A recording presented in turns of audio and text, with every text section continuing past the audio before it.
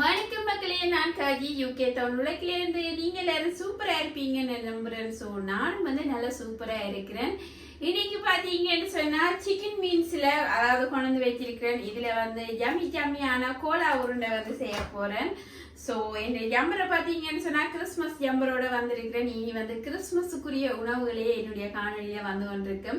யூகேயில் பார்த்தீங்கன்னு சொன்னால் Christmas start பண்ணிட்டுது. So எல்லாருமே டெக்கரேஷன் பண்ணப்பட்டு ரோட்டுகள் எல்லாம் அலங்கரிக்கப்பட்டு அதே நேரம் பார்த்தீங்கன்னு சொன்னால் இப்போடா டிசம்பர் வரும் சொல்லி அதாவது டிசம்பர் 2nd 3rdலேயே எல்லாருமே கோல்கள் புக் பண்ணி கிறிஸ்மஸ் பார்ட்டியை அரேஞ்ச் பண்ணி கொண்டிருக்கணும். ஸோ எல்லாமே அதாவது டிசம்பர் 2nd 3rdல ஸ்டார்ட் ஆகிடும்.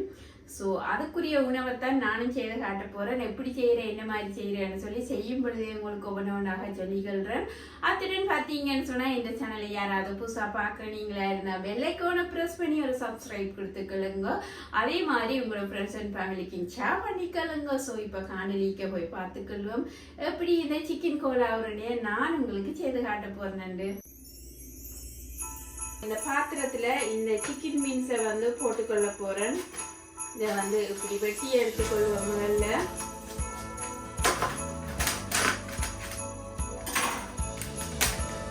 பாத்தீங்கன்னு சொன்னா இப்படி இருக்கு. ஸோ இதுல ஃபேட் எல்லாமே இருக்குது. இதுல பாத்தீங்கன்னு சொன்னா 5% ஃபேட் இருக்குன்னு சொல்லப்படுது. இப்ப இந்த சிக்கன் மீன்ஸை இதுக்குள்ள போட்டுக்கொள்றேன். இது கழுவ தேவையில்லை. கழுவினீங்கன்னு சொன்னா கரைஞ்ச மாதிரி வந்துடும். ஸோ கழுவாமல் இப்படியே தான் போட்டுக்கொள்ள வேணும். ஸோ அத்துடன் இதுக்கு எண்ணெய் விட்டு கொள்றதுல ஏன்னு சொன்னா இதுக்கு ஆல்ரெடி ஃபேட் எல்லாம் போட்டு தான் அந்த சிக்கனை அரைச்சி இப்படி வச்சிருக்கணும். ஸோ அதனால இதுக்கு எண்ணெய் விட தேவையில்லை. அதுல உள்ள எண்ணெயிலேயே அதை அவிஞ்சு கொள்ளும்.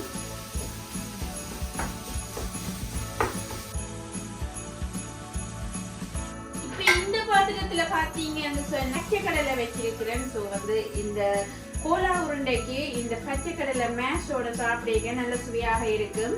இப்ப இது ஃப்ரோசன் பச்சை கடலை தான். ஸோ இதை அவிக்க போறேன். உள்ளி கொஞ்சம் போட்டுட்டு உப்பு போட்டுட்டு அவிச்சு கொள்ளணும். அத்துடன் மிளகு தூள் போட்டுக்கொள்ளணும். அவ்வளவுதான். அது சிம்பிளா செய்யக்கூடிய ஒரு மேஷோ. நான் இந்த உள்ளியை வெட்டி அதோட சேர்த்து கொஞ்சம் தண்ணியும் விட்டு அவிச்சு கொள்ள போறேன். இப்ப உள்ளிப்பல்லு போட்டுக்கொள்றேன். ஒரு 6-7 உள்ளிப்பல்லு போட்டுக்கொள்றேன். உள்ளி போட்டு நீங்க அந்த பச்சை கடலை மேஷ செய்ய நல்ல சுவையாக இருக்கும். ஸோ அதனால உள்ளி போட்டுக்கொள்றேன். அவிஞ்சு வந்ததுக்கு அப்புறம் நான் மிளகு தூள் போட்டுக்கொள்வேன். ஸோ இப்ப இந்த பச்சை கடலை அவிகிறதுக்கு தேவையான தண்ணி விட்டுக்கொள்றேன். கணக்க விட தேவையில்லை. ஒரு கொஞ்சம் தண்ணி விடணும். தண்ணி கொதிச்சதுக்கு அப்புறம் அது குயிக்கா அவிஞ்சு கொள்ளும். இப்ப தண்ணி நல்லா வெளியேறி கொண்டிருக்குது. அப்புறம் நல்லா இப்படி மேஷ் பண்ணி விட்டு கொள்ளுங்க. அப்பதான் எல்லா இடமும் அவிஞ்சு அந்த தண்ணி வெளியேறி கொள்ளும்.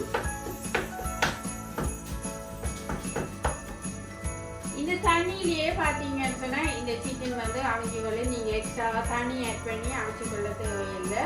இது இந்த தண்ணி வத்தினதுக்கு அப்புறம் அப்படியே ஒயிலா வெளியேறி கொள்ளும். இப்ப பாத்தீங்கன்னு சொன்னா நல்லா தண்ணி எல்லாம் வத்தப்பட்டு விட்டது. இந்த ஒயிலுக்கு பாத்தீங்கன்னு சொன்னா 2 கருவா போட போறேன். சாரி 2 கராம்பு போட்டுக்கொள்ள போறேன். 2-3 கராம்பு போட்டுக்கொள்ளுங்க. அத்துடன் பாத்தீங்கன்னு சொன்னா கண்டிப்பா ஏலக்காய் போட்டுக்கொள்ள வேணும். அப்பதான் இந்த அதாவது இந்த கோலா உருண்டை நல்ல ஒரு சுவையாகவும் நல்ல ஒரு மனமாகவும் இருக்கும். இது சொன்னா வெறுப்பு மனமாக இருக்கும். அத்துடன் பாத்தீங்கன்னு சொன்னா கருவாவும் கொஞ்சம் போட்டுக்கொள்றேன். இதெல்லாம் வாசனைக்காக போட்டுக்கொள்றது. சோ இந்த சிக்கன் மீன்ஸ் பாத்தீங்கன்னு சொன்னா அதாவது அரைக்கப்பட்ட சிக்கன் பாத்தீங்கன்னு சொன்னா 500 கிராம் இருக்குது. இதுல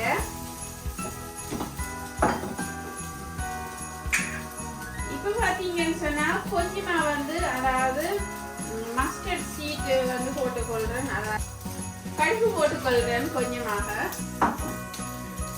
ஸோ கொஞ்சமாக கடுகும் இதோட போட்டுக்கொள்றேன். இதை நல்ல ஒரு வாசத்தை கொடுக்கும். ஸோ அதனால இதைய போட்டுக்கொள்றேன். பார்த்தீங்கன்னு சொன்னா இந்த ஒயிலே தான் இவ்வளோ பொருட்களே நான் போட்டுக்கொள்றேன்.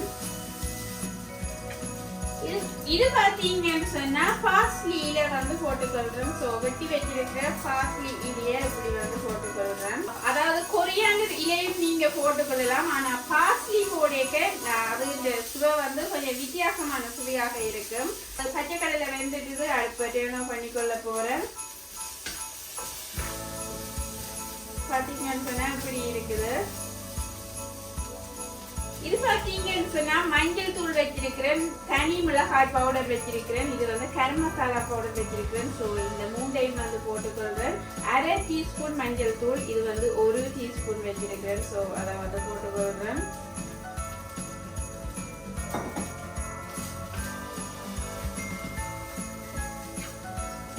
பாத்தீங்கன்னு சொன்னா இந்த மசாலாக்களையும் இதுக்குள்ள போட்டு இப்படி வந்து மிக்ஸ் பண்ணி கொள்றேன்.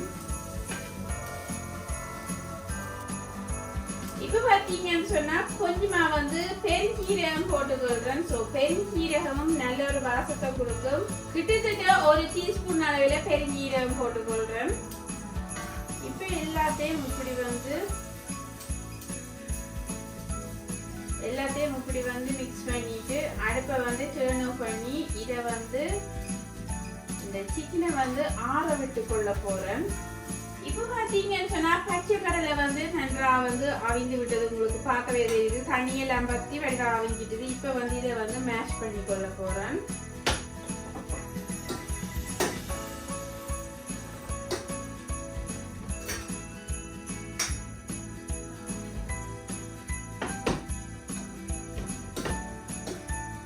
தண்ணி வந்து கொஞ்சமா தான் விட்டுருந்தேன்னா கணக்க தண்ணி விட்டீங்கன்னு சொன்னா அப்புறம் சொதி மாதிரி வந்துடும் அந்த பச்சை கடலை. ஸோ மேஷ் மாதிரி வராது, சொதியாகத்தான் எடுக்க வேண்டி வரும்.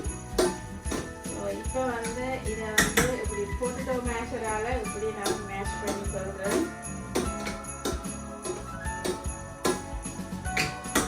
இப்ப முதல் வந்து நான் இதுக்கு உப்பு போடல. ஏன்னு சொன்னா முதலே உப்பு போட்டீங்கன்னு சொன்னா அந்த பச்சை கலர் வந்து மாறிடும். ஸோ அதனால கடைசியா தான் சுவைக்கேற்ற உப்பை வந்து போட்டுக்கொள்ளணும். இப்ப வந்து உப்பு போட்டுக்கொள்றேன். அத்துடன் கொஞ்சமா வந்து மிளகு பவுடர் போட்டுக்கொள்றேன். மிளகு பவுடர் பாத்தீங்கன்னு சொன்னா லைட்டா தூவி இருக்கிறேன். ஸோ வந்து லைட்டா ஒரு மிளகு பவுடரை கொடுத்துக்கொள்ளணும். ஸோ இவ்வளவு தான் வேலைப்பாடு. இந்த அதாவது பச்சை கடலை மேஷ் ரெடி ஆகிவிட்டது. இந்த கோலா உருண்டையோட சாப்பிட சூப்பராக இருக்கக்கூடியது. அதிகம் சொன்னா சூப்பரா இருக்கு மேஷ். சிக்கன் வந்து ஓரளவுக்கு ஆறி விட்டது. ஸோ இப்போ பார்த்தீங்கன்னு சொன்னா இந்த கிரைண்டர் கப்புக்கு வந்து நான் இதை போட்டுக்கொள்றேன். அதாவது லைட்டா வந்து அப்படியே சுத்தி எடுத்துக்கொள்ள வேணும். தண்ணி எதுவும் விட்டுக் கொள்றது இல்லை, தண்ணி எதுவும் விடாமத்தான் அதை வந்து இப்படி சுத்தி எடுத்துக்கொள்ள வேணும்.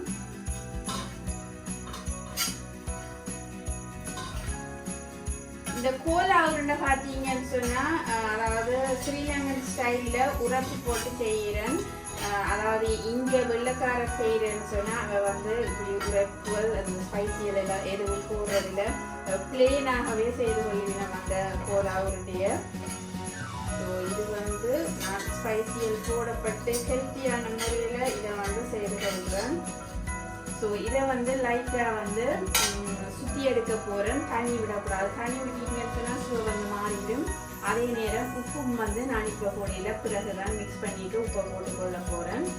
இப்போ வந்து இதை வந்து கிரைண்டரில் இருக்கிற ஒரு சுற்றி கொண்டு வருவோம். கிரைண்ட் பண்ணி இப்படி பார்த்தீங்கன்னு சொன்னால் இதில் வந்து இந்த மிக்சியில் வந்து லைட்டாக பிளைண்ட் பண்ணி எடுத்திருக்கேன்.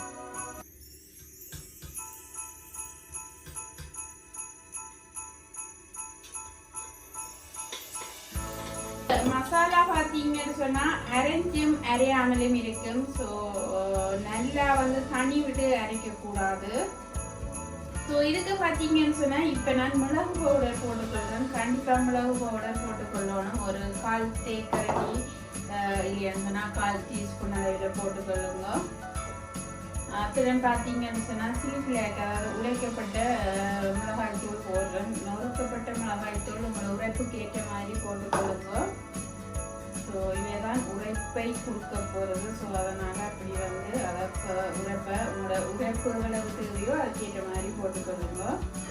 இது பார்த்தீங்கன்னு சொன்னா உள்ளி இஞ்சி வந்து நல்ல குட்டி குட்டியா வந்து இப்படி வந்து இடிச்சு வச்சிருக்கிறேன். ஸோ அதை இதுக்குள்ள போட்டு கொள்றேன்.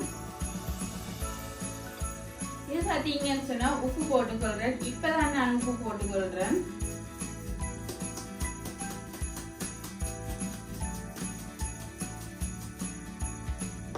உப்பு பார்த்தீங்கன்னு சொன்னா இவ்வளவு போட்டுக்கிறேன். உப்பு உங்களோட சுவைக்கு ஏற்ற மாதிரி உப்பை போட்டுக்கொள்ளுங்க.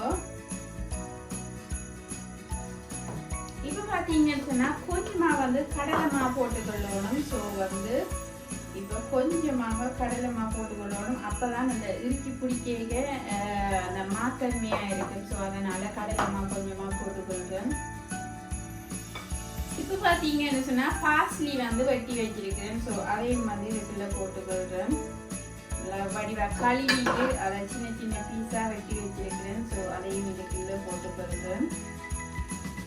கடைசியா பாத்தீங்கன்னு சொன்னா வெங்காயம் அதாவது வச்சிருக்கிறேன் வெட்டி சின்ன சின்ன பீஸா. ஸோ வெங்காயத்தையும் இதுக்குள்ள போட்டுக்கொள்றேன். ஒரு பாதி வெங்காயம் எடுத்து அதையும் வந்து வெட்டி இப்படி போட்டுக்கொள்ளுங்க. ஸோ அதையும் வந்து இதுக்குள்ள நான் இப்படி போட்டு மிக்ஸ் பண்ணிக்கொள்றேன்.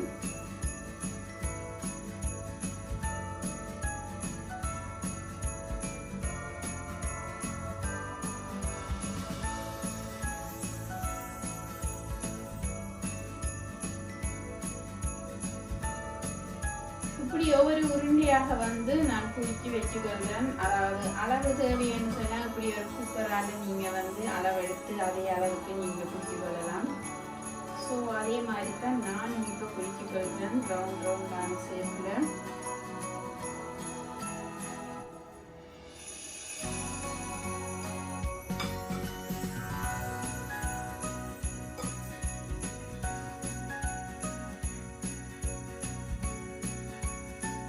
இப்போ வந்து இதை வந்து பொரிச்சு எடுத்துக்கொள்ள போறேன். கோலா உருண்டிய வடிவா உருட்டி எல்லாம் வச்சிருக்கேன். எண்ணெய் வந்து கொதிச்சு வந்துருக்குது. ஸோ அதுக்கு வந்து இந்த உருட்டி வச்சிருக்கிற கோலா உருண்டிய வந்து போட்டுக்கொள்றேன்.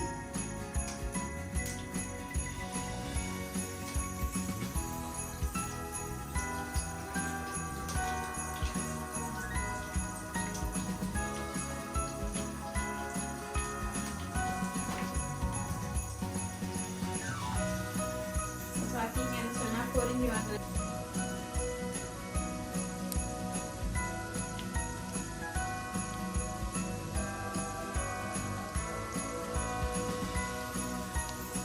இப்ப மீதியாக இருக்கிற கோலா உருண்டைக்கு வந்து நான் இப்படி லைட்டா வந்து கடலை மாமையலுக்கு போட்டுட்டு அதை வந்து ஏர் ஃப்ரையர்ல வச்சு எடுத்து கொள்ள போறேன். எண்ணெய் எதுவும் இல்லாம பாத்தீங்கன்னு சொன்னா சூப்பரா வரும் பொரிஞ்சு.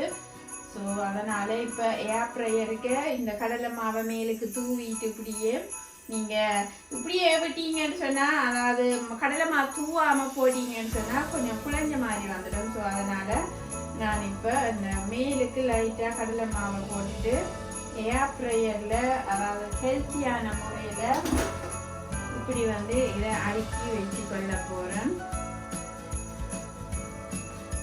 எண்ணெய் எதுவுமே இதுக்கு விட்டு கொள்றது இல்லை. பார்த்தீங்கன்னு சொன்னால் விளையாட்டையும் இப்போ ஏர் ஃப்ரையரில் வச்சுக்கோங்க.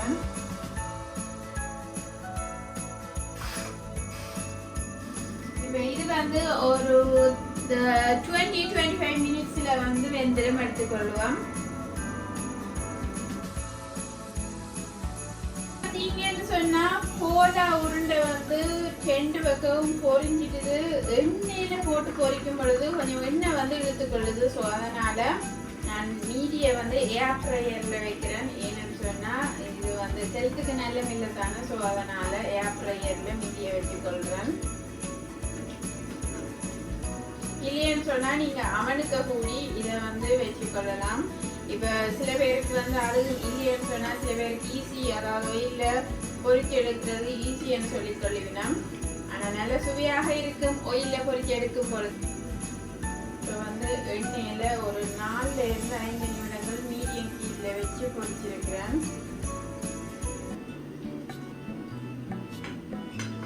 ஏர் ஃப்ரையரை பார்த்துக்கொள்வோம் அதுல எப்படி வருதுன்னு சொல்லி. இப்போ பார்த்தீங்கன்னு சொன்னா ஏர் ஃப்ரையரை நான் டேர்ன் ஓவர் பண்ண போறேன். கிட்டத்தட்ட ஒரு 25 நிமிடம் ஆகிவிட்டது.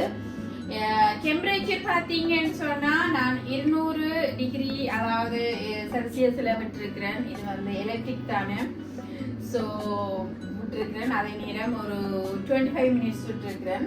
ஸோ என்னுடைய ஏர் ப்ரையர் இந்த அதாவது அளவுகள் எல்லாம் வந்து அழிஞ்சு கொண்டு வந்துட்டு இது வந்து லாக்டவுன் டைமில் வேண்டி இருந்தது.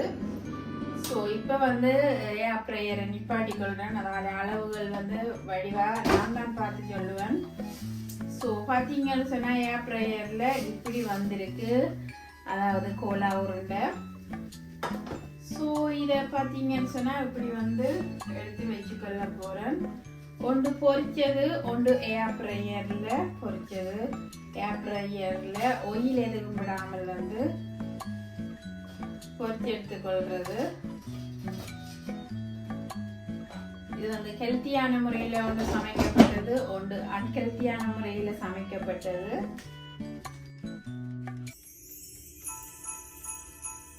பொரிச்சதுன்ற கலரை பார்த்தீங்கன்னு சொன்னால் சூப்பர் கலரில் இருக்குது. ஏர் ப்ரையரில் ஹெல்த்தியான முறையில் பார்த்தீங்கன்னு சொன்னால் இப்படி இருக்குது. பச்சைக்கடலை மேஷ் பார்த்தீங்கன்னு சொன்னால் ஸோ சூப்பரானதும் மிக மிக சுவையானதும் கோலா உருண்டை.